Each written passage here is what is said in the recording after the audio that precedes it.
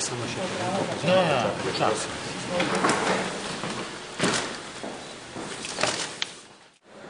Ključno vprašanje tega kazenskega postopka je bilo izključno samo eno. Ali je obtoženi storil kaznivo dejanje v stanju neprištevnosti, torej zaradi epileptičnega napada, v trenutku napada, ali je obtoženi storil kaznivo dejanje v stanju bistveno zmanjšane neprištevnosti zaradi same bolezni.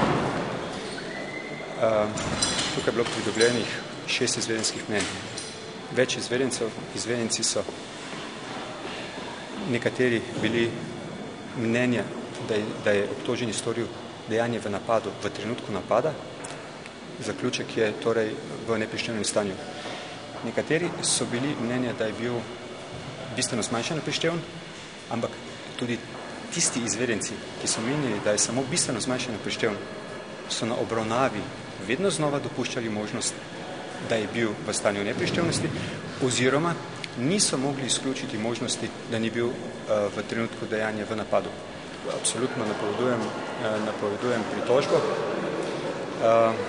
Zanimivo je, da je sodišče v današnji argumentaciji, torej predsednica senata v današnji argumentaciji, razloge za izrek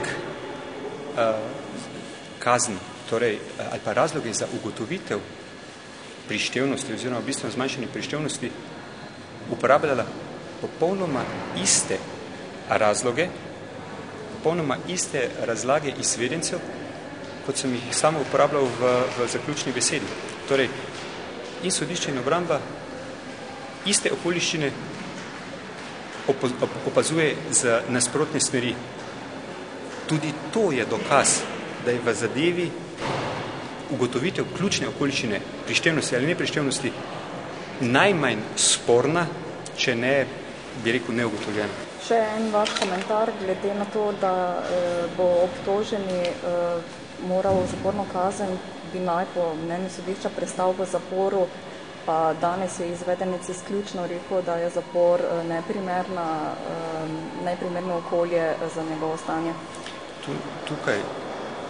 Do zdaj sem govoril kot zagovornik obtoženega v kazenskem postopku. Tukaj gremo za trenutek na polje človečnosti, na polje neke humanosti.